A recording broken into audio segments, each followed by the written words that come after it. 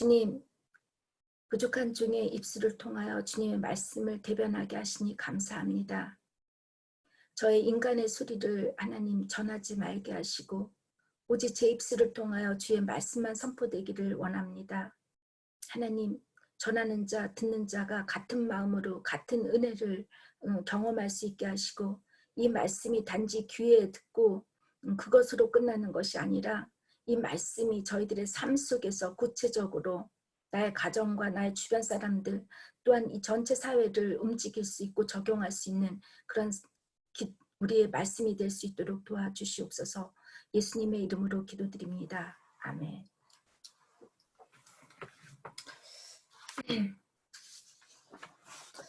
여러분들 실수를 통해서 배운다는 말이 있지만 또 실수를 통해서 또다시 실수하는 방법을 배운다는 말도 있습니다. 같은 실수를 반복한다는 말이지요. 왜 그러면 어떤 사람은 이렇게 실수를 계속 반복하고 어떤 사람은 그렇게 하지 않는지 이에 대해서 미국의 그 미시간의 주립대학의 임상정신생리학 연구소인 그 제이슨 모제 교수가 연구를 해봤는데 이 사람의 조사에 의하면 인간이 실수했을 때 이제 두 가지의 반응을 나타내는 그런 사람들과 상관이 있다고 해요. 첫째, 실수를 반복하는 이제 고정 마인드형인 사람인데 이런 사람들은 자신이 실수한 것을 빨리 잊으려고 한다는 거예요.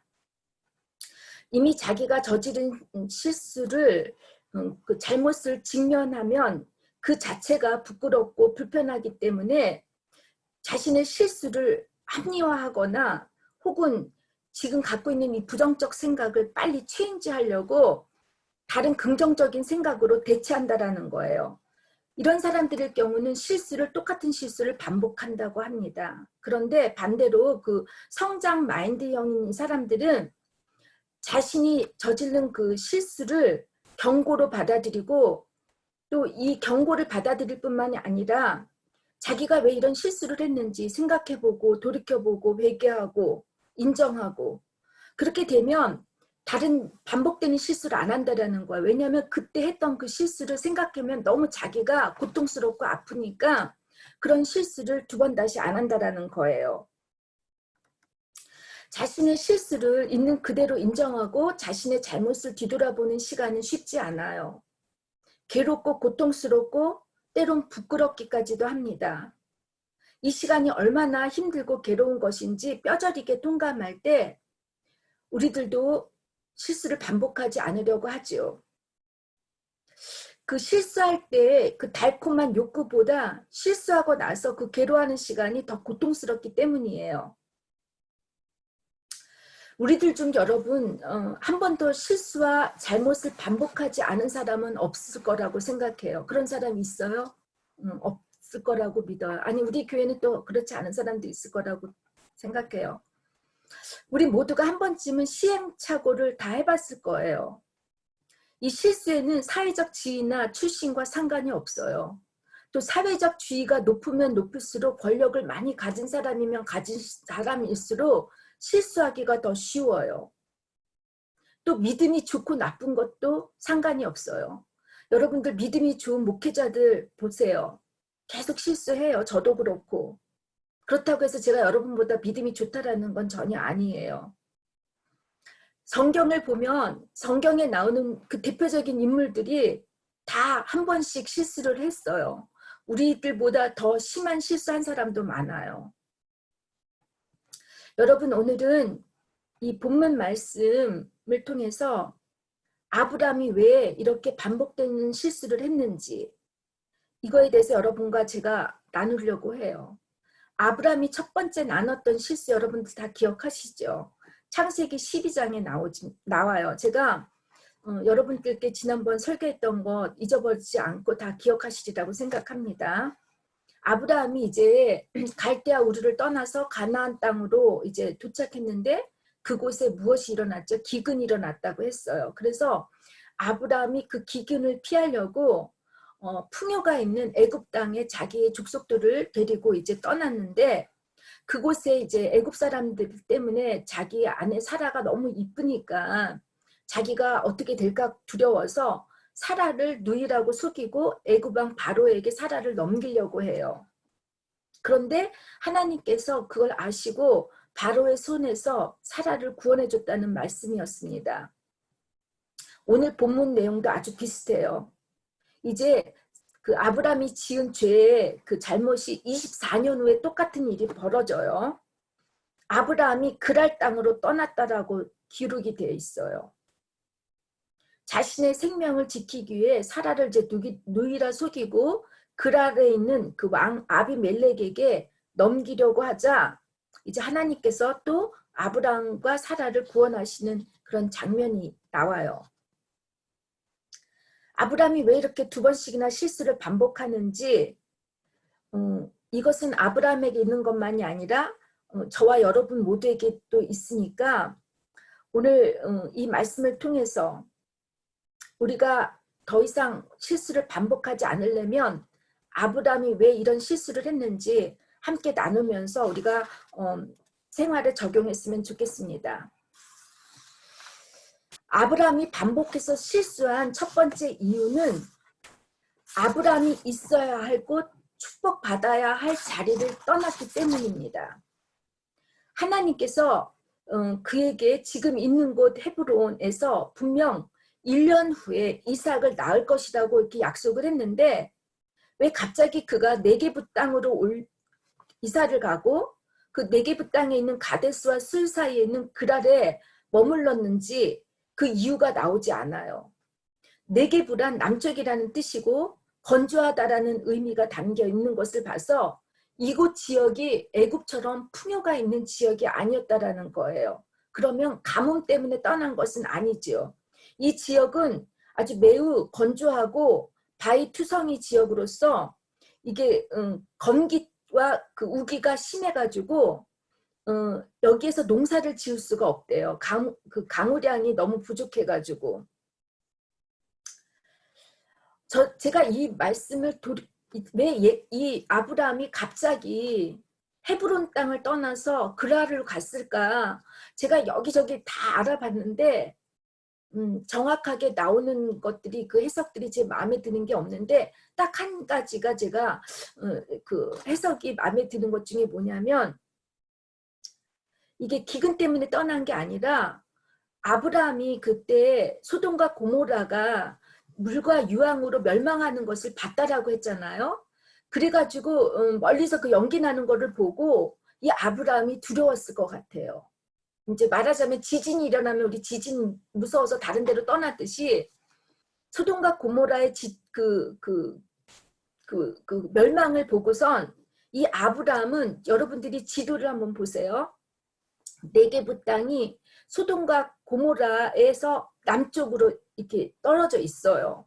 그래서 아마 이 사람이 더 안전한 곳으로 옮겼을 것이라는 생각이 그런 해석도 제가 이렇게 그런 해석에 제가 동감을 가는데 아브라함은 분명히 두려움 때문에 거기를 떠났을 거라고 생각이 돼요.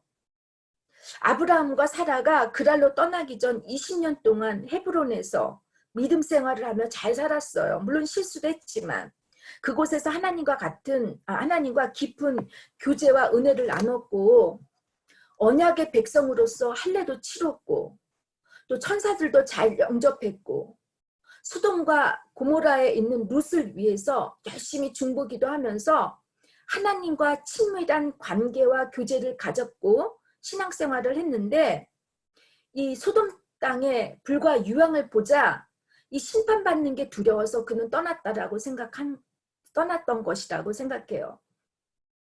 재단을 쌓는 일보다 자신의 목숨을 지킬 수 있는 안전한 곳으로 피하는 것이 중요했어요. 그 사람에게는. 그래서 그는 지금까지 지켜왔던 삶의 터전과 신앙을 포기하고 자리를 떠났던 것이에요. 여러분은 어떠세요? 갑자기 뜻하지 않은 사건이나 환경에 부딪히게 되면 지금까지 잘 쌓아왔던 나의 신앙이나 믿음이 무너져 버리고 이것보다 더 중요한 것을 찾고 있지는 않은지 여러분 한번 돌이켜 보세요. 특히 교회 생활을 하다 보면 교회에서 생각지 않은 시험이나 말할 수 없는 상황들이 부딪히게 돼요. 목회자들의 그 실수와 또 목회자들의 그 권력과 또한 그 교인들의 마음에 들지 않은 교인들을 이렇게 우리가 대할 때 시험에 들 수가 있어요. 요즘에 많은 가난한 교인들, 거꾸로 하면 제가 안나가 교인이라 그랬잖아요. 이런 교인들이 점점 늘어나고 있는 이유도 다 이런 이유 때문이고, 저는 이분들이 교회를 떠나는 이유에 대해서 제가 비판하거나 이들이 잘못했다고 뭐라고 정죄하고 싶지는 않아요. 얼마나 힘드셨으면 그렇게 잘 섬겼던 교회를 떠나야 했을까, 도리어 그들의 마음에 공감이 돼요. 여러분, 친구 관계도 별다를 바 없잖아요. 특히 외국에 살고 있는 우리들에게는 오늘의 친구가 내일의 적이 되는 경우가 참 많아요. 상대방의 조그만 실수를 보게 되거나 실망하게 되면 금방 관계를 끊으려고 해요. 그래서 우리가 외국에 살면서 사람들을, 특히 한국 사람들을 만나는 거에 대해서 꺼리거나 아주 조심스러워하는 분들이 많아요. 교회도 그렇고 사람들과의 관계에서도 또 사회생활에서도 우리는 늘 조건을 따지기 때문이에요. 내가 원하는 충분 조건이 될 때 입맛에 맞는 교회를 다니고 인간관계를 갖는데, 저는 이런 사람들을 만큼만의 신앙인, 만큼만의 사람들이라고 정의하고 싶습니다.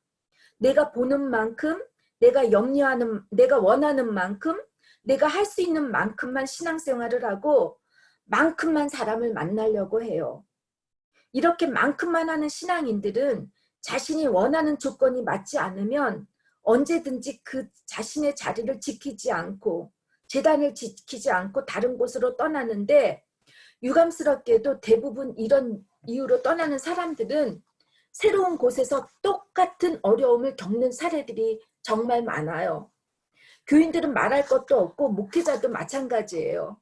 자기의 입맛과 취향과 조건에 맞는 교회를 선택하시는 목회자들 많이 고생하는 경우 많아요. 제 지인 중에 어떤 목사님이 계시는데, 이분은 지방에서 꽤 큰 교회에 담임 목사님으로 목회를 하셨어요. 근데 이분들의 자식들이 점점 커지니까 서울로 가고 싶었던 거예요. 아이들 교육도 그렇고 이분이 꿈꾸는 교회는 서울에 있는 대형 교회였어요. 그러다가 마침내 그분이 소속된 거기가 감리교이기 때문에 그분이 소속된 그 교회에 어떤 목사님, 원로 목사님이 계셨는데, 이제 은퇴할 목사님이 계셨는데, 그분이 이제 서울에서 목회를 하다가 이제 은퇴가 되었는데 그 자리가 탐이 난 거예요. 꼭 가고 싶었던 교회예요. 교인들의 헌금도 그렇고 건물도 그렇고 이분이 원하는 그런 교회였어요. 근데 그 원로 목사님에게는 아들이 있는데 그 아들 또한 목사님인데 그 아들은 미국에서 목회를 하고 계셨어요. 그래서 이 원로 목사님은 그 아들이 자기 교회를 이제 세습하기를 바랬는데 감리교에서는 세습을 금하니까 이 원로 목사님도 여기가 놓기가 힘든 거야. 그러니까 제 지인 목사님과 이 원로 목사님이 이제 말하자면 거래를 했어요. 밀당을 해가지고 이 지인 목사님은 그 교회를 맡고 지인 목사님 섬겼던 지방교회 그 큰 교회는 미국에 있는 자기 아들을 갖다 섬기게 했다라는 거예요. 그래서 이분이 이제 잘 섬기던 그 지방교회를 떠나서 서울로 갔는데, 여러분 거기서 목회를 하셨을 것 같아요. 거기서 얼마 하지 못했다는 소식을 제가 들었어요. 또 제가 상담했던 분 중에 독일 분인데, 이분은 폭력을 잘 사용하는 남편을 만났어요. 그래서 너무너무 힘들어 하셔가지고, 근데 그 남편이 아랍계 계통의 사람이었는데, 이 사람이 너무 힘들어서 이제 결국은 이혼까지 갔어요. 근데 얼마 후에 이분이 또 만난 사람을 봤는데, 그 전에 있었던 전 남편과 아주 패턴이 유용한 사람이었어요. 마초 타입에다가 되게 이렇게 써니보이 같이런 그런 카사노바 같은 그런 사람을 만났다라는 거예요. 그 사람이 폭력을 휘둘렀는지 그 이후로는 제가 듣지 못해서 잘 알지 못하는데, 이렇게 여러분들 내 취향에 내 조건에 맞는 사람을 만나고 또 교회를 찾고 선택하려고 하면 실수할 확률이 100%예요. 100%. 왜냐하면 그런 꿈에 그리던 사람, 여러분들 남편이나 아내가 꿈에 그리던 아내 남편이라고 생각했지만 살아보니까 그렇게 됩니까? 아니잖아요. 그런 이상적 교회, 이상적 목사가 없다라는 거예요, 여러분. 내가 완벽하지 않는 한 어떻게 내가 다른 사람에게 또 다른 목회자에게 다른 교회에게 완벽하고 이상적인 사람들, 이상적인 목사, 이상적 교회를 만나려고 하겠어요. 가능하지 않겠잖아요. 그죠? 가능하지 않죠. 여러분, 우리가 지금 겪고 있는 현실이 힘들고 희망이 없어 보이고 우리가 때로는 어두운 터널을 지나가는 것 같은 삶이라 느낄지라도 지금 있는 이 자리를 도피하려고 떠나지 마시기를 바라요. 하나님께서 허락하신 어려움에는 반드시 우리를 훈련시키고자 하시는 하나님의 뜻과 계획이 담겨 있기 때문에 지금 이 자리가 훈련을 받는 장소라 여기고 떠나지 않기를 바라요. 이 자리에서 훈련을 받지 않고 여러분이 생각하기에 더 좋은, 더 괜찮은 곳을 선택한다면 그 새로운 곳에서도 똑같은 패턴의 어려움을 겪게 된다는 것입니다.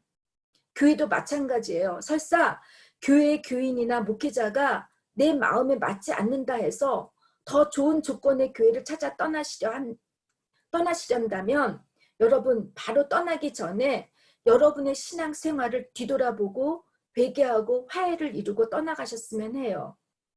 그렇지 않으면 얼마 못 가서 그 새로운 곳에서도 이전에 있었던 경험들을 재반복하게 되는데 그래서 결국은 이 교회도 저 교회도 가지 못하고 이렇게 가나안 교인들이 될 수밖에 없다라는 것입니다.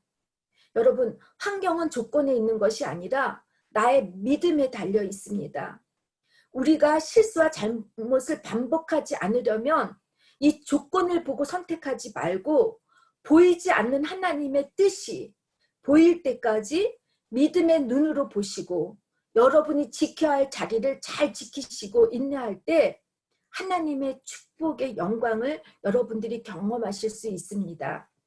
둘째, 아브라함은 두려움 때문에 반복된 실수를 합니다. 11절을 보니까 아브라함은 이미 그랄이라고 하는 곳이 하나님을 두려움이 없음을 알고 사라로 인하여 사람들이 자신을 죽일까 생각을 했다고 했습니다. 그가 선택한 곳은 하나님을 알지 못하는 사람이라는 것을 알았다라는 거예요, 이미. 그럼에도 그는 그랄에서 거류했다라는 것이에요. 그런데 9절을 보니까 그랄 백성은 도덕적으로나 윤리적으로 그리 문제가 없어 보여요. 또 아비멜렉 왕을 보면 인간적으로 아브라함보다 훨씬 나은 사람이에요. 여러분 남편이 여러분들 팔아 넘기겠습니까? 다른 남자에게 주지는 않잖아요. 우리 남편이 아브라함보다 더 훨씬 낫다라는 걸 아시고 여러분들 희망을 잃지 않으시기를 바라요. 우리 여자 교우 여러분들. 하나님 앞에서도 아브라함 앞에서도 이 아비멜렉은 당당했어요. 소신이 있는 사람이었어요. 그가 4절에서 5절에 보니까 주여 주께서 의로운 백성도 멸하시나이까? 나는 온전한 마음에 깨끗한 손으로 이렇게 하였나이다 라고 할 정도로 당당했어요. 하나님도 그의 행위가 6절에 보니까 인정해 주셨다고 해요. 아비멜렉이라는 뜻은 아버지의 왕, 이방인의 왕, 의로운 이방인의 백성 이런 뜻이에요. 의로운 이방인의 백성에 하나님을 믿지는 않았지만 비판이나 정죄를 받을 만큼 도덕적으로도 윤리적으로도 부족함이 없는 사람이었습니다. 그러나 아브라함은 13절 보세요. 하나님이 나를 내 아버지의 집을 떠나 두루 다니게 하실 때에 내가 아내에게 말하기를 이후로 우리의 가는 곳마다 그대는 나를 그대의 오랍이라 하라고 했어요. 이렇게 말씀에 순종하고 산다고 하는 사람이 아주 현실적인 사람이에요. 어려운 상황이 일어날 것을 미리 알고 어떻게 살아갈지 예방적 방법이 자기 아내를 팔아 넘기는 거예요. 무엇이든지 자신의 힘으로 해보겠다고 하는 사람들이 이런 실수를 반복하는 경우가 많아요. 자신의 힘이 될 때까지 하려고 하니까 얼마나 많은 실수를 하게 됩니까? 마치 노름하는 사람이 이래요. 처음에 노름할 때 보면은 이기게 한대요. 노름, 제가 카지노나 이런 데 안 가봐서 모르는데 처음에는 이기게 한대요. 그 이기는 재미로 이제 점점 잃어가면서도 내가 이번에 한 번만 하면 이번에 한 번만 이런 식으로 이렇게 한다라는 거야. 결국은 다 잃어버리고 마침내는 노름하는 사람한테는 자기 부인도 팔아먹는다라는 것, 그런 말이 있어요. 물론 아브라함의 말이 100% 틀린 말은 아니에요. 사라가 사촌 여동생은 맞아요. 하지만 아브라함은 자신의 목숨을 잃지 않으려고 사라의 남편이라는 자리를 지키지 않았어요. 남편이라는 자리, 아내라는 자리를 우리가 떠나면, 그걸 바꾸면, 여러분, 우리는 남편을 속일 수 있고 아내를 속일 수 있어요. 요즘에 한국에서 드라마 중에 부부의 세계라는 것이 되게 히트를 하고 있다는데, 우리는 파트너의 눈을 속일 수가 있어요. 그러나 하나님의 눈을 속일 수가 없어요. 그는 눈에 보이는 것에 두려움을 가졌지 보이지 않는 하나님을 두려워하지 않았던 사람입니다. 예수님은 마태복음 10장 28절에 몸은 죽어도 영혼은 능히 죽이지 못하는 자들을 두려워하지 말고 오직 몸과 영혼을 능히 지옥에 멸할 수 있는 이를 두려워하라고 하셨습니다. 여러분과 저는 하나님의 축복의 자녀로서 세상을 두려워하거나 걱정해서 적당히 타협하며 죄를 짓고 살지 않기를 바랍니다. 우리는 항상 주님 앞에 죄를 지을 수밖에 없는 연약한 존재임을 인정하고 죄를 지을까 주님 앞에서 늘 두려운 마음으로 살아갈 때 도리어 세상을 두려워하지 않게 되고 죄를 번복하지 않게 됩니다. 세 번째, 죄를 오픈하지 않을 때 잘못과 실수를 반복합니다.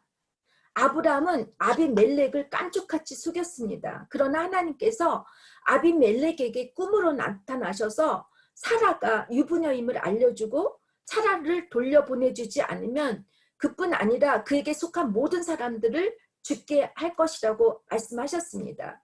8절에 꿈에서 하나님의 경고를 들은 아비멜렉은 이튿날 아침에 일찍 일어나자마자 곧바로 모든 종들을 불러 그들에게 자신의 실수를 오픈하고 고백합니다. 그랬더니 그들 모두가 심히 두려워했다고 합니다. 저는 이제 화요일 기도 모임에서 우리가 서로에게 우리의 부족함과 실수를 오픈하고 함께 기도할 수 있다는 것이 참 감사하고 기뻐요. 우리의 죄를 공개적으로 오픈하는 것이 정말 싫어요. 싫은 사람들 많아요. 혹시 누군가 내 이 오픈한 죄 때문에 나를 비판하거나 비웃지 않을까 회의적인 사람도 있어요. 그런데 용기 있게 나의 죄를 오픈하게 되면 또 우리 교인들은 그렇게 오픈하는 우리들을 이렇게 겸손한 마음으로 받아주시고 어느 누구도 손가락질하지 않게 되어서 저는 기쁜데 여러분 이렇게 오픈하면은 죄는 사라지게 되어 있어요. 우리가 이제 늘 주일 예배 때마다 고백하는 그 사도신경의 신앙 고백에서 거룩한 공예와 성도의 교제와라는 말이 있어요. 주님의 이름으로 모인 사람들 가운데는 성령이 함께 하셔요. 그리고 성령이 역사를 해요. 그렇게 되다 보면 죄의 권세가 사라지게 되어 있습니다. 나의 부족함과 실수와 죄를 오픈하고 회개하면 이 공동체의 도움으로 우리가 반복하는 실수를 죄를 짓지 않고 끊을 수가 있다는 것입니다. 카톨릭 교회에 우리 개신교회에 없는 카톨릭 교회에 고해성사라는 것이 있어요. 신부님께 자신의 죄나 잘못을 고백하면 신부님의 입을 통해서 죄를 사함 받을 수 있다는 것인데 우리 개신교는 신부님을 통해서 죄를 사함 받지 않는다고 생각하고 직접 우리가 하나님께 우리의 죄를 고백하면 하나님이 우리의 죄를 용서해 주신다고 우린 믿어요. 그래서 그런지 이 개신교회 교인들은 너무 쉽게 죄를 짓고 쉽게 죄를 고백하는 경우가 많아요. 근데 주님의 십자가의 공로를 우리가 죄의 용서를 받았다라고 믿을 때 우리가 지난 고난주간을 경험하면서 얼마나 예수님께서 고통스럽게 돌아가셨는데 그 고통스럽게 돌아가신 나의 죄 때문에 내가 짊어져야 할 그 십자가를 우리 주님께서 대신 지셨고 내가 십자가에 매달려야 할 그런 죄인임에 예수님께서 직접 매달리셔서 십자가에 돌아가셨는데 우리는 너무 쉽게 예수님의 십자가의 고난을 이용하는 사람들이 많은 것 같아요. 저도 그렇고. 그래서 죄를 우리는 반복하지 않았으면 좋겠어요.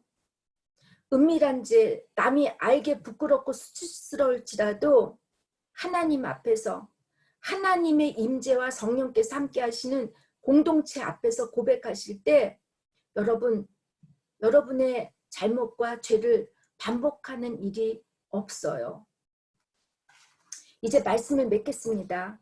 어떻게 하나님 믿는 사람이 목사가 저럴 수 있어? 우리들이 알고도 짓고 모르고 짓는 이 잘못과 실수 때문에 안 믿는 사람들에게 눈살 찌푸리게 하고 손가락질 받는 일들이 참 요즘 세상에 많아요. 특히 한국에서. 어쩜 하나님을 믿는 우리가 하나님을 믿지 않는 사람보다 성격도 그렇고 윤리적으로도 도덕적으로 부족한 것이 많이 있을 수 있습니다. 아브라함 한 사람의 은밀한 잘못이 아비멜렉과 그의 가족과 그의 백성을 죄짓게 만들었고 아비멜렉의 가족이 벌을 받은 것처럼 어쩜 우리의 잘못된 말 한마디 행동 때문에 주위 사람들을 시험에 들게 하고 죄짓게 하고 있지 않은지 이 시간 우리 모두를 돌이켜 보시기를 바랍니다. 여전히 우리가 깨닫지 못하고 멈추지 못할 때 하나님은 아비멜렉을 통해 아브라함의 거짓을 드러나게 해주신 것처럼 불신자를 통해서 우리의 죄를 드러나게 해주세요. 이것이 참 수치스럽고 죄를 짓는 것보다 이것이 참 수치스럽고 이 죄를 짓는 것이 정말 고통스러워요. 우리가 경험할 때. 우리들이 죄에 넘어질 수밖에 없는 악한 존재들이고 그런 연약한 존재임을 우리 주님이 알고 계세요. 그래서 우리 주님께서는 우리가 주기도문으로 가르쳐 주셨잖아요. 시험에 들지 말게 해달라고. 또한 베드로전서 5장 8절을 보면 근신하라 깨어라 너희 대적 마귀가 우는 사자와 같이 두루 다니며 삼킬 자를 찾는다라고 말씀하실 정도로 마귀는 믿는 사람들을 죄로 넘어뜨리고 수단과 방법을 가리지 않고 혈안이 되어 있어요. 그래서 우리가 죄를 지을 수가 있다라는 거예요. 신실하지도 당당하지도 않은 겁쟁이 아브라함이고 죄인인 그였지만 하나님께서는 그를 선지자라고 칭해 주셨고 믿음의 조상으로 선택해 주셨기 때문에 더 이상 죄악에 빠져서 더 큰 죄를 짓지 않도록 하나님께서 일하셨다라는 거예요. 근데 그 하나님이 일하시는 거를 아브라함은 알지 못했어요. 하나님의 보호하심과 선택하심을 여러분 잊지 않으시길 바라요. 설사 우리가 죄를 짓다 할지라도 하나님께서는 우리를 죄를 짓지 않도록 우리를 인도해 주시고 구원해 주실 줄 믿습니다.